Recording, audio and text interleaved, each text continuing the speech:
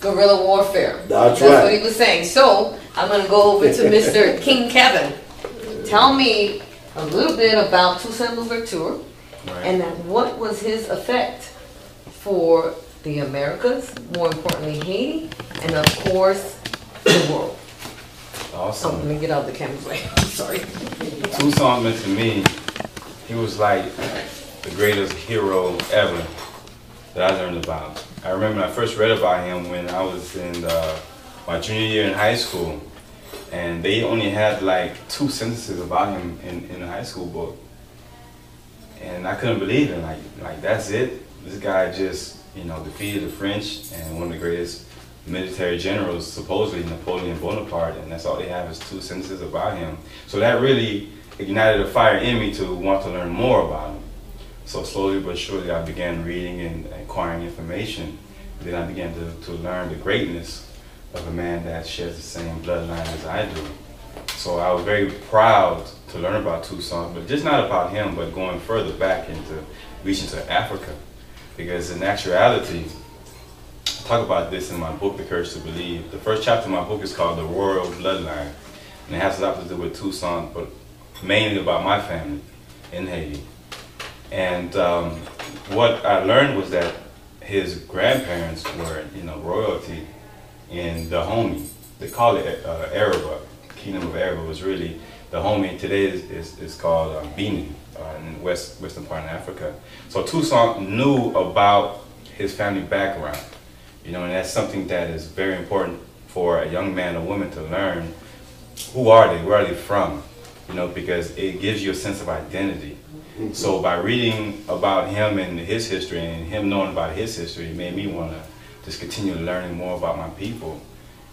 So that being said, the fact that Toussaint learned about the injustice that was going on in St. Domingue by a book that he was reading, and that's what really lit up the light bulb in his head to begin to want to fight, to begin to want to actually lead. Because if he really, I try to put myself in his shoes, and for him to have all these privileges, someone that was able to be self-taught, to travel in France with his slave master's son, and to acquire all that information, and to be in a position to also learn and know how to ride horses. You know, reading and writing. He had a sense of urgency to actually do something. That's what I like, you know, because like Frederick Douglass once said, I prayed for 20 years, but it wasn't until I started praying with my legs that something happened.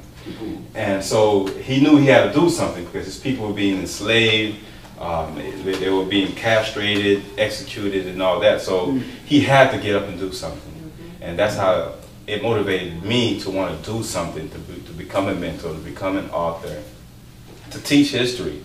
Because I wasn't taught history. You know, I don't even know why I love history so much, but I know it has a lot to do with him, knowing, that's right, you know, what he was able to do and acquire. And one of the greatest things that I found out about him, which wasn't really until like a couple of years ago, was that he wrote the Constitution of Haiti, you know, in 1793. Oh, you have it here? Well, that's the replica that they put in the newspaper, the New Yorker. It's not here, I'm sorry, it's on the other side. It's an artifact that we have in one of the glass cases. I like to see that. I was like, wow. So he was really on something else. He had a worldwide view. You're talking about the Toussaint Louverture Constitution? Yes. Right. 1801. 1801. He wrote it, he didn't write it in 1793. No, that's 1801. Okay. The first Haitian Constitution. Before the independence, we have the other one after the independence in 1805. Okay.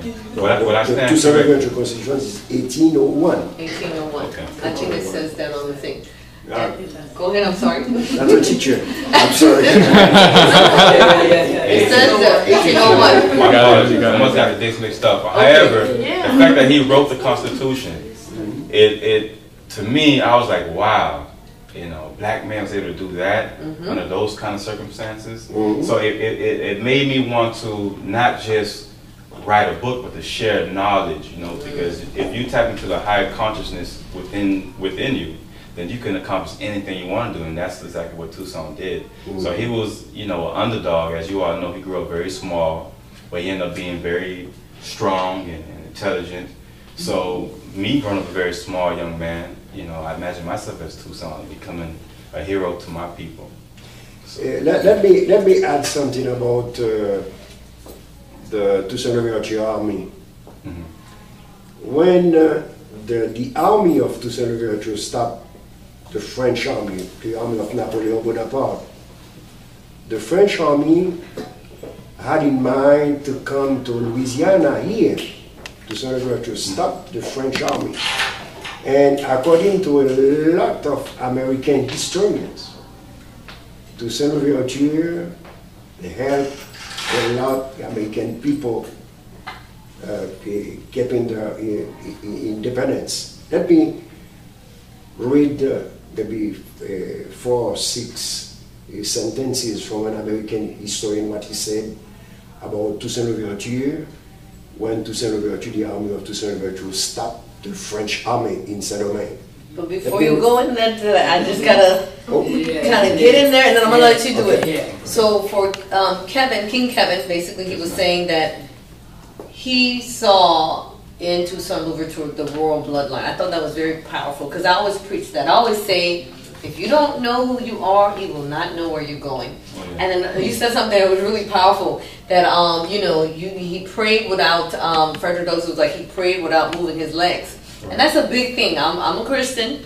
I don't know what you guys serve, but I'm a Christian. I'm just talking about me. And that's a big thing for us. We feel like we're gonna pray, God's gonna drop it off the sky. No, you have to do the work. You have to walk.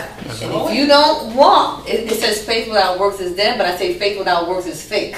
Because you can know, oh, I believe in God, but you're faking if you're not moving. So that's really, really important. And I think, and I had an interview this morning, and somebody was asking about Waka Ima.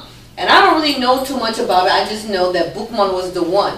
And I told them, I'm like, I don't know what they actually did, but I know they moved. They're like, we are not going to be in this position again. The Jamaican guy who was in the mountain, he's like, we got to do something about it. They've been harassing us. They've been killing us. They've been burning us. They've been doing all this stuff, but we are not going to take it anymore. And they moved. And they were like, we are going to move and do something different. So that's really important. That was a powerful key. Right. So now. Can I say something? Oh. He's learning well from the teacher already. I had to raise my hand. Okay, go ahead. I wanted to make a correction. 1793 to me was when he did the declaration at Camp Terrell. And that was when he spoke to everyone as a gentleman, as if he was beneath them. He was like, perhaps you may have heard of me, but I'm Toussaint Louverture. And so I thought that was very gentlemanlike. Yeah. That's what I meant to say. Okay. But to me, that was a very pivotal point in the war, or before the war, because he had to get everyone aligned with him. You know what I'm saying? So if he would have came and presented himself towards them like, I'm Toussaint Louverture and you guys got to do what I say, people would look at him crazy. Yeah. But he belittled himself a little bit, humbly, and spoke to them. And they so let me add something about 1793. In 1793, it's a very important date in Haitian history. Because that's the date the French representative in Saint-Domingue proclaimed the liberation of the slaves. August 29, 1793. That's a very important date. And at that time, Toussaint Louverture was in Santo Domingo, the east part of the island, fighting for Spain. But when he heard French proclaim the liberation of the slave, he came back to the French part. That's what we call in French the revirement de Toussaint Louverture. Okay, so that's a very important thing. Well, can you translate that, because some of our friends are not French speaking? Well, you have a lot of French on the well, it's in English here too, but I like what you said. The revirement de Toussaint Louverture. Okay, so please explain that in English. Revirement, it means Toussaint Louverture was first with the Spain in east part of the island was fighting for Spain against French.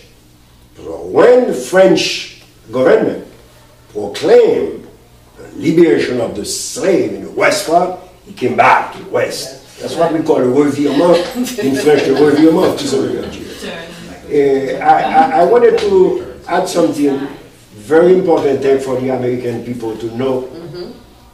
I remember when the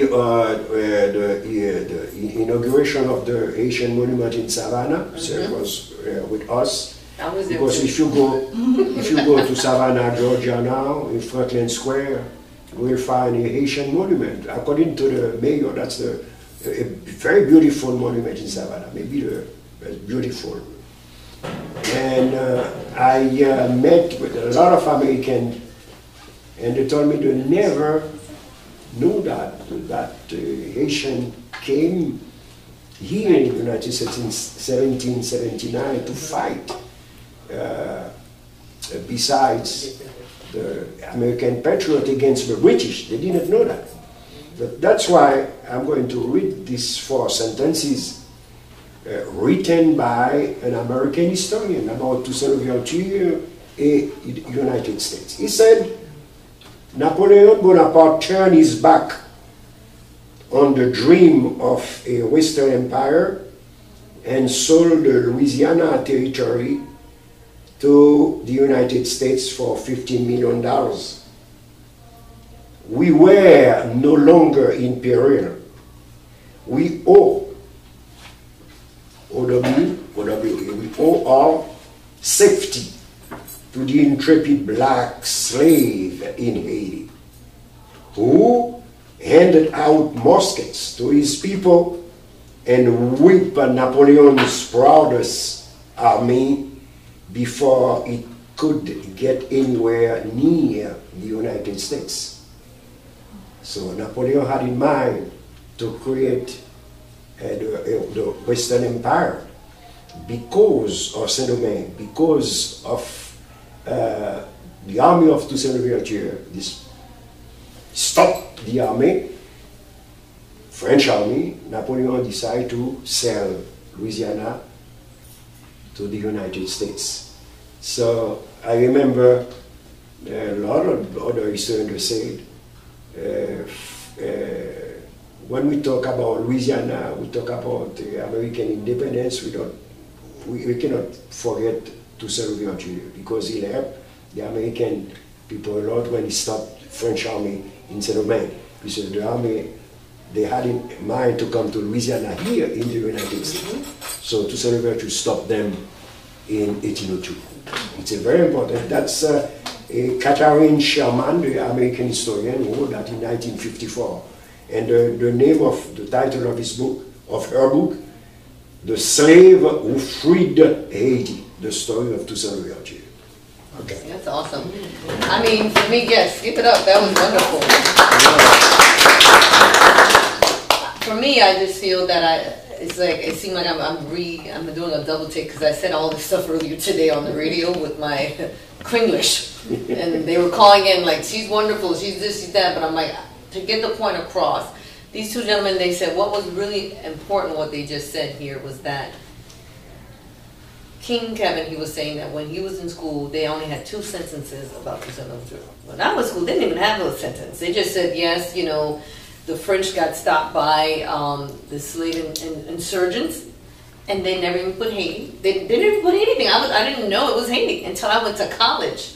Wow. That's when I knew what this slave insurgent. I was like, you mean to tell me it was actually Haiti? So that's really, really important about our history, and also about the Louisiana Purchase. Because right now we probably would have to have a passport to kind of come to this area, because it would have been a French territory. That's right. You know, and we probably would all be speaking French, you know. That's right. So I'm so excited. If you guys see the map there, well, you can't really see it. It has, this is like an older map of Haiti. But it was so important that this guy, this gentleman, this hero, was so forward-thinking. I had an aha moment today when I was talking about Toussaint Louverture. Right. And you mentioned something about his constitution, which is over there for you guys to see it. It's actually an original document that they actually reprinted in the New York, was it the New Yorker? The Senator. The Senator. And it's 1801. Yes.